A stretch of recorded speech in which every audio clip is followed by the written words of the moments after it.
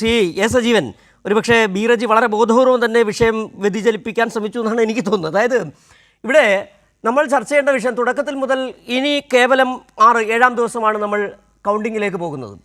ഇപ്പോഴും മുഖ്യമന്ത്രി ചർച്ചകളിൽ, മന്ത്രിസ്ഥാനങ്ങളിൽ പേഴ്സണൽ സ്റ്റാഫിനെ നിയമിക്കുന്ന ചർച്ചകൾ തന്നെയാണ് കോൺഗ്രസ്, UDF, ലീഗ് കുരുങ്ങിക്കിടക്കുകയും ചെയ്യുന്നത്. സ്വാഭാവികമായും LDFനെ സംബന്ധിച്ച്, CPMനെ സംബന്ധിച്ച്, ഇടതുമുന്നണിയെ സംബന്ധിച്ച് അവർക്ക് ഈ തെരഞ്ഞെടുപ്പിലുള്ള വിശ്വാസം എന്ന് പറയുന്നത് ഈ കഴിഞ്ഞ 1-2 പിണറായി സർക്കാരുകൾ നാട്ടിൽ കൊണ്ടുവന്ന വികസനം, ക്ഷേമ പരിപാടികളാണ്. അത് വോട്ടായി മാറും എന്നുള്ള ഉറച്ച വിശ്വാസം തന്നെയാണ്. ഇവിടെ ബി റജി ചൂണ്ടിക്കാട്ടിയതുപോലെ അവർ ജനങ്ങളുടെ വിശ്വാസം നേടിയെടുത്ത ഒരു പ്രതിപക്ഷമാണ്. ഏതർത്ഥത്തിൽ പ്രതിപക്ഷം നേടിയെടുക്കുന്നു, ഏത് വിശ്വാസം നേടിയെടുക്കുന്നതാണ്? ഏതെങ്കിലും മേഖലയിൽ കേരളത്തിന് വേണ്ടി ഏതെങ്കിലും സമരം അവർ നടത്തിയോ? 4 ആളിന് മുന്നിൽ പറയാവുന്ന ഏതെങ്കിലും പ്രവർത്തനങ്ങൾ ഏറ്റെടുത്തോ? അഴിമതിയിൽ മുങ്ങിക്കുളിച്ചിരിക്കുകയാണ് ഒരു പ്രതിപക്ഷം. പിന്നെ ഇവർക്ക് ആത്മവിശ്വാസം നൽകണമെങ്കിൽ ഒരുപക്ഷെ കഴിഞ്ഞ MV ഗോവിന്ദൻ മാസ്റ്റർ നടത്തിയ വാർത്താ സമ്മേളനത്തിൽ നാദാപുരത്തും വടകരയിലും അടക്കം നടത്തിയ ചില ഡീലുകളെക്കുറിച്ച്, പഴയ ചില ഡീലുകളെക്കുറിച്ച് തന്നെ ഓർക്കേണ്ടതായിട്ട് വരുന്നുണ്ട്. കോലീബി ആയാലും 57-ലെ പാലക്കാട് ലോക്സഭാ തെരഞ്ഞെടുപ്പ് നടന്നപ്പോഴുള്ള ചില ഡീലുകളെക്കുറിച്ച് അടക്കം ഓർക്കേണ്ടി വരികയും ചെയ്യുന്നുണ്ട്. ശ്രീ എസ് സജീവൻ, ആത്മവിശ്വാസമായിരിക്കുമോ? സിജു പറഞ്ഞാൽ ഞാനും അത്ഭുതപ്പെടുകയായിരുന്നു. കാരണം ചർച്ചയുടെ വിഷയം ഏതാണെന്ന് എനിക്ക് തന്നെ കൺഫ്യൂഷൻ ആയിപ്പോയി. കാരണം പോകുന്നത് വയനാട്ടിലേക്കാണ്. വയനാട്ടിലെ വീട് വെച്ച കാര്യമാണ്, അതിന്റെ ഉറപ്പിനെ കുറിച്ചുള്ള കാര്യമാണ്. അതല്ലല്ലോ നമ്മുടെ ചർച്ചാ വിഷയം. ഇവിടെ തെരഞ്ഞെടുപ്പിന്റെ റിസൾട്ട് വരാൻ 4-ാം തീയതിക്ക് ഇനി കുറച്ച് ദിവസം മാത്രമേ ഉള്ളൂ. പക്ഷേ ഈ തെരഞ്ഞെടുപ്പ്, വോട്ടെടുപ്പ് കഴിഞ്ഞതിന്റെ തൊട്ട് പിന്നാലെ തന്നെ കോൺഗ്രസിൽ തുടങ്ങിയിട്ടുള്ളതാണ് ഈ ആരായിരിക്കും മുഖ്യമന്ത്രി എന്നുള്ള കാര്യം. ഒന്ന്, ശശി തരൂർ തന്നെ പറഞ്ഞ പോലെ ആദ്യം വീടുണ്ടാക്കിയിട്ട് വേണമല്ലോ ഈ ഫർണിച്ചർ വാങ്ങൽ. വീടുണ്ടാവട്ടെ, അതിനുശേഷം വീടുണ്ടാവുന്ന ഉറപ്പുണ്ടായിട്ട് മതിയല്ലോ ഫർണിച്ചർ വാങ്ങൽ. അപ്പൊ അത് വീടുണ്ടാവുക എന്ന് പറയുന്നത് കോൺഗ്രസിന് സീറ്റ് കിട്ടുക, അല്ലെങ്കിൽ വേണ്ടത്ര സീറ്റ് കിട്ടുക, ഭരിക്കാൻ ഉള്ള സീറ്റ് കിട്ടുക എന്ന് പറയുന്നത് 4-ാം തീയതിക്ക് ശേഷമല്ലേ പറയാൻ പറ്റുള്ളൂ. അത് ജനം എങ്ങനെയാണ് വോട്ട് ചെയ്തിട്ടുള്ള കാര്യം നമുക്ക് ആർക്കും അറിയില്ല. ജനത്തിന്റെ മനസ്സ് നമ്മൾ കരുതുന്ന പോലെ ആവണമെന്നില്ല. അപ്പൊ സ്വാഭാവികമായിട്ടും അങ്ങനെ ഒന്നില്ലാത്ത ഘട്ടത്തിൽ ചർച്ച നടക്കുന്ന മുഴുവൻ ഇതാണ്.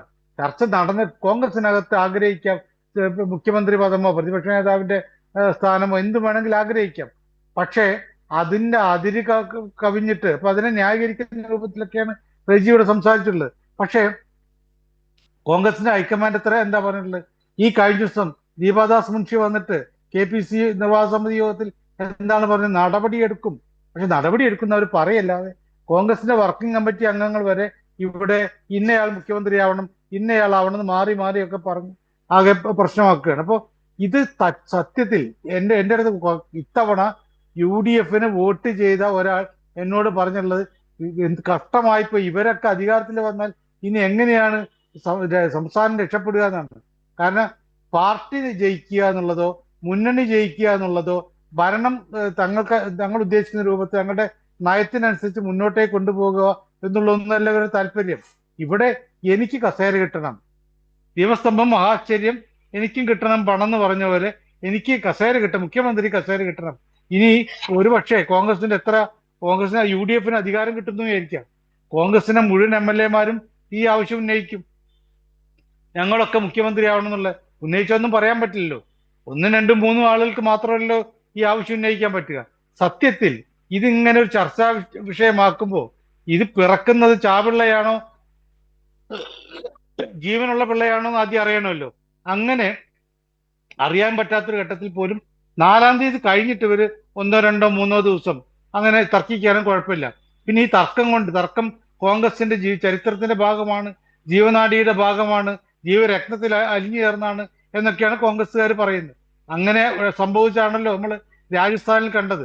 അതായത് അവിടെ ഭരണത്തിലേറ്റാൻ വേണ്ടി അക്ഷീണം പ്രവർത്തിച്ചിരുന്ന ഒരാളാണ് സച്ചിൻ പൈലറ്റ്. ആ സച്ചിൻ പൈലറ്റിന് മുഖ്യമന്ത്രി ആവുന്നതിനെ തടയാൻ വേണ്ടിയിട്ട് അന്ന് കോൺഗ്രസിന്റെ സംഘടനാകാര്യ ജനറൽ സെക്രട്ടറിയെ കൊണ്ടുവന്നിട്ട് പിന്നെ ഇവിടെ മുഖ്യമന്ത്രിയാക്കുന്നൊരവസ്ഥ വന്നു. എന്തായി സംഭവം ഉണ്ടാവും? ആ പാർട്ടി പിളർന്നു, അതിലൊരു നല്ലൊരു നേതാവ് BJPയുടെ ഭാഗമായി പോകുന്നൊരവസ്ഥ വന്നു. ഇത്തരത്തിലുള്ള കുറെ പ്രശ്നങ്ങളാണ് കോൺഗ്രസിന് പല സംസ്ഥാനങ്ങളും ഉണ്ടാവുന്നത്. ഇപ്പോഴും ഇവിടെ ഒരു നേതാവിന് താൻ 10-40 വർഷക്കാലമായിട്ട് നടത്തിയ പ്രവർത്തനങ്ങൾ ഹൈക്കമാൻഡിനെ അറിയിക്കാൻ നേരിട്ട് കത്തെഴുതിയാൽ വാങ്ങാത്തത് കൊണ്ടോ എന്തോ ആയിരിക്കാം ഡൽഹിയിലെ പത്രത്തില് പരസ്യം കൊടുക്കേണ്ട ഒരു അവസ്ഥയാണ് ഉണ്ടായിട്ടുള്ളത്. എന്തൊരു ഗതികേടാണ്. ഇതാണോ ഇത്? അത് കൊടുക്കുന്ന അദ്ദേഹം ഞാൻ ഇത്രയും കാലം ചെയ്തു എന്നുള്ള കാര്യം നാട്ടുകാരെ അറിയിക്കാനാണ് അല്ല എന്നുള്ള കാര്യം നമുക്കറിയാം. മലയാളികളായിട്ട് ആളുകൾ അറിയിക്കാനാണെങ്കിൽ മലയാളത്തിലെ ഏതെങ്കിലും പത്രത്തിൽ പരസ്യം കൊടുത്താൽ മതി. അതും കൊടുക്കേണ്ട കാര്യം എന്താണുള്ളത്? ഇപ്പോഴത്തെ ഈ ഘട്ടത്തിൽ എന്തിനാണ് ഡൽഹിയിൽ ഉള്ള പത്രത്തിൽ പരസ്യം കൊടുക്കുന്നത്? ഇത്ര കാലമായിട്ട് ഇന്ന ചുമതലകൾ വഹിച്ചു എന്ന് പറഞ്ഞു കൊടുക്കുമ്പോൾ നേരിട്ടൊരു നിവേദനം കൊടുത്താൽ വാങ്ങാൻ തയ്യാറാവാത്ത ആളുകൾക്കിടയിൽ ആളുകളുടെ മുമ്പിലേക്ക് ഇതാ ഞങ്ങൾ പത്രത്തിലൂടെയെങ്കിലും നിങ്ങൾ വായിക്കുമെന്ന് പറയുന്ന ഒരു അവസ്ഥയിലേക്ക്, അതാണ് കോൺഗ്രസിന്റെ ഗതികേട്. മുഖ്യമന്ത്രി ആവുന്ന പ്രതിപക്ഷ നേതാവ് ആവുന്നുള്ള കാര്യം ഇപ്പോഴും തീരുമാനിക്കപ്പെട്ടിട്ടില്ല. അതിലേക്കുള്ള ഓട്ടത്തിനിടയിൽ ഇങ്ങനെ പരസ്യമായിട്ടുള്ള ഗോഗാവിളികൾ എന്തെല്ലാം ഈ സാമൂഹിക മാധ്യമങ്ങളിലെ ഓരോ സംഗതി വരുമ്പോൾ സ്വന്തം നേതാക്കന്മാരെയാണ് ഇവരിതൊക്കെ പറയുന്നതെന്ന് വിശ്വസിക്കാൻ പോലും പറ്റാത്തൊരു വിധം അത്രയും മോശമായ, അത്രയും അധപ്പതിച്ച കാര്യങ്ങളിലെ പരാമർശങ്ങളല്ലേ വരുന്നത്. അപ്പൊ ഒരു പാർട്ടി 10 വർഷക്കാലം അധികാരത്തിന് പുറത്തു നിന്നൊരു പാർട്ടി ദേശീയ തലത്തിൽ പോലും എത്രയോ കാലമായി 2014 ശേഷം അധികാരത്തിന് പുറത്താണ്. അങ്ങനെയുള്ള പാർട്ടി ഇപ്പോഴും ഇങ്ങനെ അധികാരം കിട്ടിയിട്ടില്ലാത്തൊരു ഘട്ടത്തിൽ പോലും അധികാരത്തിന്റെ അപ്പകഷ്ണത്തിന് വേണ്ടിയിട്ട് തല്ലുകൂടുന്ന ഒരു കാര്യം, അത് കിട്ടാൻ അപ്പകഷ്ണമാകുമോ കരിങ്കൽ കഷ്ണമാകുമോ എന്ന് പോലും തീരുമാനിക്കാത്ത ഘട്ടത്തിലാണ് നടക്കുന്നത്. ഇതാണ് ഇപ്പോൾ നടന്നുകൊണ്ടിരിക്കുന്നത്. അത് ആ പാർട്ടിക്ക് ഭാവിയിൽ വലിയ തിരിച്ചടി ഉണ്ടാക്കുമെന്നുള്ള കാര്യത്തിൽ ഒരു സംശയം